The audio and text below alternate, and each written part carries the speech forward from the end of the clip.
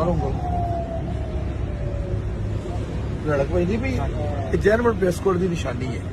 ਤੁਹਾਡਾ ਪੂਰੇ ਨੰਬਰ ਜਿਹੜੇ ਨਾ ਇਹ ਰੜਕਾਂ ਦੇ ਦੂਜੇ ਪੂਰੇ ਨੰਬਰ ਜਿਹੜੇ ਹਾਂਜੀ ਫੀਲ ਹੁੰਦੇ ਨੇ। ਹਾਂ ਜਿਹੜਾ 2 ਨੰਬਰ ਹੋਏਗਾ ਉਹਦਾ ਇਹ ਜਿਹੜਾ ਰੜਕਾ ਮੁਲਾਇਮ ਹੋਏਗਾ। ਹਾਂ ਉਸ ਤੋਂ ਬਾਅਦ ਇਹ ਬਿਸਕੁਟ ਦੁਬਾਰਾ ਲੱਥ ਕੇ ਲੱਗਦਾ ਵੀ ਹਾਂਜੀ ਇਹ ਜਨਮਨ ਇਹ ਲੱਗ ਨਹੀਂ ਸਕਦਾ ਦੁਬਾਰਾ, ਜੋ ਨਾ ਇਹ ਲੈਣਾ ਤੇ ਨਾ ਇਹਨੇ ਲੱਗਣਾ। ਇਹ ਬਿਸਕੁਟ ਜਿਹੜਾ ਲੱਥ ਹੀ ਨਹੀਂ ਸਕਦਾ। ਹਾਂਜੀ ਲੱਥਦਾ ਤੇ ਫਿਰ ਉਹ ਫਟ ਜਾਂਦਾ, ਖਰਾਬ ਹੋ ਜਾਂਦਾ। ਜਪਾਨੀ ਗੱਡੀ ਦੇ ਹੁੰਦਾ ਜੀ। ਜਾਪਾਨੀ ਗੱਡੀ। ਉਸ ਤੋਂ ਬਾਅਦ ਜਾਪਾਨੀ ਗੱਡੀ 'ਚ ਇੱਕ ਨਾ 2 ਨੰਬਰੀ ਬਹੁਤ ਜ਼ਿਆਦਾ ਹੈ।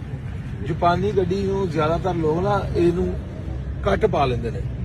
ਜਾਪਾਨੀ ਗੱਡੀ ਕੱਟ ਇੰਜ ਕਿ ਇਹ ਨਾ ਅਕਸਰ ਗੱਡੀ ਅੱਗ ਲੱਗ ਗਈ ਗੱਡੀ ਨੂੰ ਜਾਂ ਕੋਈ ਨਾ ਖਾਸਾ ਕੋਈ ਫਾਲਟ ਬਣ ਗਿਆ ਵੀ ਗੱਡੀ ਦਾ ਕੋਈ ਵੀ ਗੱਡੀ ਦੀ ਚੇਸੀ ਹੋਵੇ ਨਾ ਉਹਨਾਂ ਦੇ ਕੋਲ ਤੇ ਉਹ ਪੂਰੀ ਚੇਸੀ ਨਵੀਂ ਪਾ ਦਿੰਦੇ ਨੇ। ਆਹ ਮੈਂ ਤੁਹਾਨੂੰ ਵਿਖਾਵਾਂ ਉਹ ਕਿਵੇਂ ਪੈਂਦੀ ਹੈ। ਅੱਗੇ ਲਿਆਓ।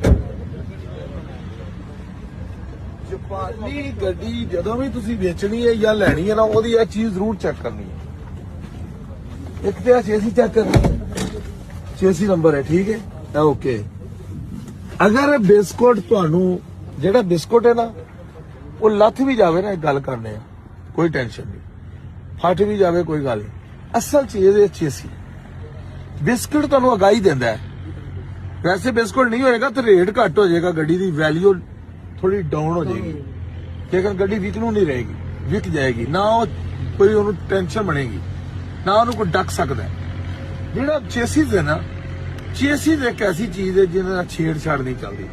ਚੇਸਿਸ ਜਿਹੜੀ ਗੱਡੀ ਦੀ ਬਿਸਕੁਟ ਨੂੰ ਥੋੜਾ ਜਿਹਾ ਕੋਈ ਰੋਲਾ ਰੱਪਾ ਹੋਵੇ, ਤੁਹਾਨੂੰ ਲੱਗੇ ਕਿ ਬਿਸਕੁਟ ਉੱਤੋਂ ਲੱਥਾ ਹੈ ਜਾਂ ਫਟਿਆ ਜਾਂ ਹੈ ਨਹੀਂ ਜਾਂ 2 ਨੰਬਰ ਲੱਗਾ, ਸਮਝ ਲਓ ਵੀ ਗੱਡੀ ਨੂੰ ਜਾਂ ਅੱਗ ਲੱਗ ਗਈ ਹੈ, ਕੋਈ ਨਾ ਕੋਈ ਨੂੰ ਕੁਛ ਹੋਇਆ ਮਸਲਾ ਬਣਿਆ। ਫਿਰ ਇਹਦੀ ਲਾਜ਼ਮੀ ਉਹਨਾਂ ਨੇ ਇੱਥੋਂ ਚੀਜ਼ ਇੰਨਾ ਪੀਸ ਕੱਟ ਲੈਂਦੇ ਨੇ, ਇੱਥੋਂ ਰੱਖ ਕੇ ਇੰਨਾ ਰੱਖ ਕੇ ਪੂਰਾ ਜਿਹੜਾ ਨਾ ਇੱਥੋਂ ਤੱਕ ਅੱਗੇ ਤੱਕ। ਹਾਂਜੀ ਫਿਰ ਉਹਦਾ ਤਰੀਕਾ ਕਰ ਇਹਨੂੰ ਕੁੱਟ ਕੇ ਫਰਸ਼ ਪੁੱਟੋ ਨਾ ਪਟੋ, ਗੱਡੀ ਨਵੀਂ ਗੱਡੀ ਹੈ ਇਹ ਸਾਰਾ ਫਰਸ਼ ਪੁੱਟੋ ਅੰਦਰੋਂ ਕਲੀਨ ਪੁੱਟ ਕੇ ਸੀਟ ਕੱਢ ਕੇ ਚੈੱਕ ਕਰੋ ਕਿ ਇਹਨੂੰ ਜੋੜ ਤੇ ਨਹੀਂ ਪਿਆ।